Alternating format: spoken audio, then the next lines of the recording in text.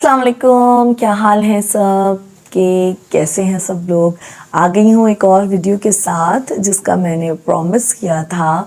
और पिछली वीडियो थी मेरी रूम के बारे में कि कैसे मैंने बेडरूम का फर्नीचर जो था वो मैंने रीडू करवाया था, उसके बारे में था। और ये मेरा प्यारा सा बेडरूम कैसे मैंने अचीव किया, उसकी ऑर्गेनाइजेशन की वीडियो थी। अगर आपने नहीं देखी तो आप प्लीज़ मेरे चैनल पर इससे प्रीवियस वाली वीडियो देख लें तो आपको पता चल जाएगा। और मैंने उस वीडियो में प्रॉमिस किया था कि मैं आपको सोफ़ा क्लीनिंग की वीडियो दिखाऊंगी, वो भी मैं दिखाऊंगी, सोफ़ा भी दिखाऊंगी, लेकिन उससे पहले मैं आपको किसी से मिलवाऊंगी। जनाब आइए।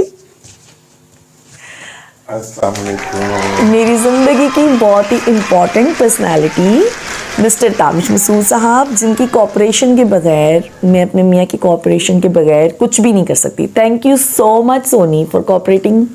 हर उल्टे सीधे काम में मेरे साथ देने का शुक्रिया। तो ये आपको बताएंगे कि ये सोफ़ा जो था वो हमारे पास कैसे आया, क्योंकि सोफ़ा के पीछे एक जर्नी है पूरी सोफ़े की और इससे हमारी बहुत ही इमोशनल अटैचमेंट है। तो वो क्या अटैचमेंट है, वो क्या जर्नी है, उसके ऊपर हम थोड़ी बात करेंगे, फिर हम आपको दिखाएंगे कि हमारे सोफ़े कैसे दिखते थे और अब कैसे दिखते हैं। जी सर। ये सोफ़े हमें गिफ्ट हुए थे एक्चुअली। हम लोग प्रीवियसली तकरीबन 8-10 साल यूएई में रहे, तो वहाँ पर हमारे साथ एक होते थे रिलेटिव वकार अजीम साहब, जिनको हम वकार चच्चू कहते हैं। उनका बड़ा इम्पोर्टेंट रोल है मेरी लाइफ में। उन्होंने इमोशनली फाइनेंशियली बहुत सपोर्ट किया हमेशा मुझे, और वो मेरे मेंटोर भी हैं। उन्होंने गिफ्ट किए थे सोफ़ास।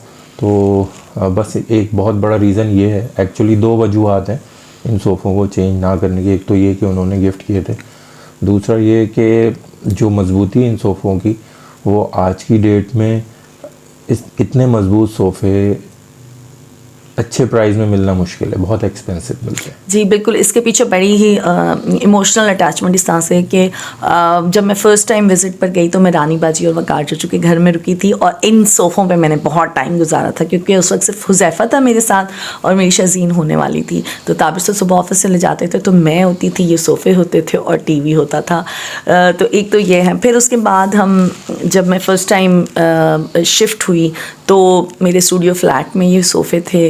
फिर मतलब इन्होंने मेरे बच्चे भी देखे, हमें देखा, हमारे स्ट्रगलिंग पीरियड देखा, इन सोफ़ों के साथ ही देखा। फिर जब इन्हें चेंज करने का इरादा किया, जब हम 2 बेडरूम हॉल में आए तो तब ताबिश साहब ने मना कर दिया, कहते नहीं ये नहीं चेंज होंगे। नहीं, इसमें देखें ना, उसमें जो हमने रिपेयरिंग कराई, इसको एक दफ़ा हम रिपेयर करा चुके हैं, लेकिन उसमें हमने इसकी में कोई टूट फूट नहीं थी। इसको हमने सिर्फ और सिर्फ इसके कवर चेंज कराए थे और थोड़ा बहुत फोम दब गया था साइड्स का, तो वो ठीक कराया, अच्छे चल रहे हैं। उसमें भी मेरी क्रिएटिविटी जो थी ना, वो सेटिस्फेक्शन, क्रिएटिव साइड जो है मेरी, उसको सेटिस्फेक्शन हुई थी, क्योंकि मेरी फ्रेंड थी अंसा, वो लेकर आई थी हैबिट्स, बहुत ज़बरदस्त उसके सोफ़े थे, बड़े ह्यूज, और उसके वो याद है लेदर के बने हुए थे और उसके बहुत अच्छे लगते थे वो। तो मैंने वहाँ से इंस्पिरेशन ली थी। तो हम लेदर तो मैं करती तो बड़ा ही महंगा पड़ता, लेकिन ये जो फैब्रिक है ये बिल्कुल इसका टेक्सचर ऐसा है जैसे ये लेदर हो, लेकिन ये लेदर नहीं है, ये फैब्रिक है। तो हम स्टूडियो में ये थे। फिर हमारे साथ फिर हम पाकिस्तान शिफ्ट हुए तो मैं अपना सारा फर्नीचर कार्गो करके ले आई थी यहाँ पर। फिर उसके बाद हम अम्मी के घर में रहे तो ये लाउंज में रखे हुए थे, तो बहुत ही रफ़ यूज़ हो रहे थे, बहुत ज़्यादा रफ़ यूज़ हुआ, जिसकी वजह से ये बहुत ही गंदे हो गए, इतने गंदे, इतने मैले चीकट हो चुके थे कि शायद मैं उसे बेचती तो ख़रीदता ना कोई। तो फिर थैंक्स टू माई होम अब ये स्टोरी यहाँ से शुरू होती है कि मैं फेसबुक पे बैठी हुई थी कि मुझे इसको क्लीन करवाना है। अक्सर ये एड्स आ रहे होते हैं, माहिर है और ये और वो कहते हैं कि जी हम आपको आके घर पे सोफ़ा क्लीन करेंगे। तो मैंने 3-4 लोगों को कांटेक्ट किया था और जब तक ये लोग आए नहीं मुझे पता ही नहीं था कि कौन है। बिलाल नाम था लड़के का। और मैं उससे ये बोल रहा हूँ माहिर से आए हैं, तो ही सेड नहीं, हम तो माय होम से आए हैं।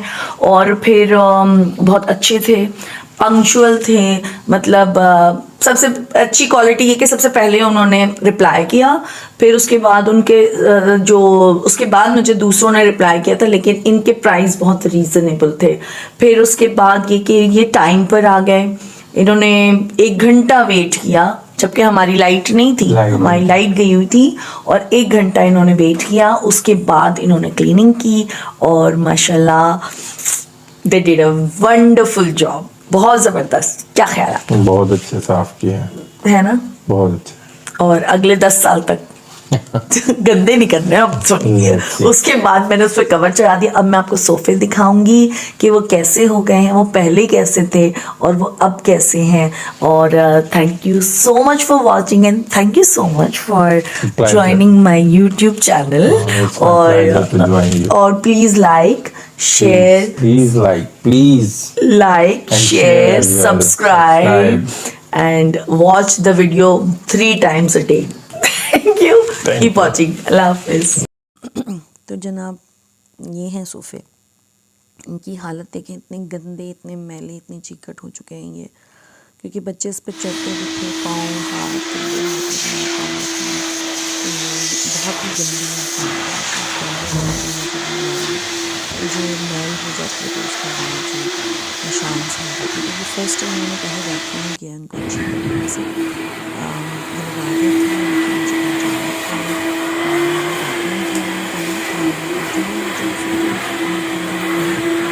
लेकिन मुझे सोफ़ा क्लीनिंग करवाते हैं यहाँ पर कहते हैं पहले से अच्छे तरीके से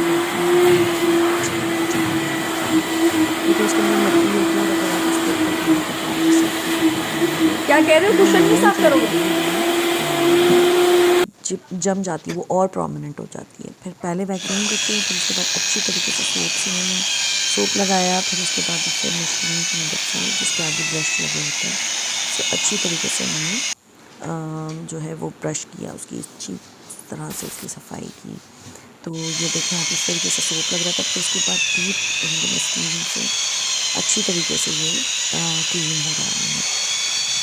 बहुत मेहनत का काम है, लेकिन बहुत ज़िंदगी से सफाई से मैं जानती हूँ कि मेरा लेकिन जब मैंने क्लीनिंग करी है धोने के बाद कोई बात नहीं लगता है, बाकी जो डस्ट वगैरह सारी जो है रिमूव हो गई है। आप देख सकते हैं कि कितने क्लीन हो गए हैं। तो काफ़ी मैं तो सेटिस्फाई हूँ और मैं हाईली रिकमेंड करती हूँ आप ज़रूर कॉल करना चाहिए आपके बंदा के साथ। इनका लास्ट रिजल्ट भी दिखाऊंगी, आखिर में मैं पिक्चर्स शेयर करूंगी कि मेरे स्टूडियो फ्लैट में बच्चे थे तो कैसा था मेरा सोफ़ा, कैसा दिखता था और फिर बाद में कैसा हो गया था। ये बहुत ज़बरदस्त हो गए, साफ़ सुथरे, बिल्कुल neat and clean. Next video Shahzeen के रूम के मेकओवर की है, उसके अंदर इंशाल्लाह ताला मैं आपको दिखाऊंगी कि कैसे हमने एक पुरानी ड्रेसिंग को सही किया। ये देखिए मेरे स्टूडियो फ्लैट में बच्चे, मेरे बच्चों ने सिपारा इसमें पढ़ा, मेरे बच्चे खेलते हैं, वो ज़रूर देखिएगा। तो पहले ये इस तरह के दिखते थे और फिर मैंने कस्टमाइज़ करवाए थे तो वो उस तरह के दिखते हैं जैसे अभी मैंने करवाए हैं।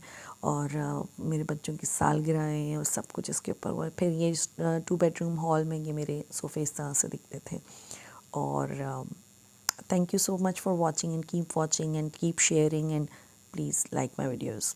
मुझे आपके कमेंट्स का और फीडबैक का इंतज़ार रहता है। लाइक कीजिए, शेयर कीजिए, सब्सक्राइब कीजिए। आखिर में मैंने ब्लूपर्स शेयर किए हैं, ज़रूर देखिएगा।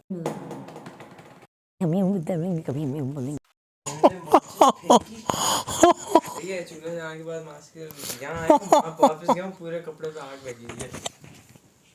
जला दिया बड़े तुम। एक येलो वाली साफी। Hello, how are you? I'm fine, thank you.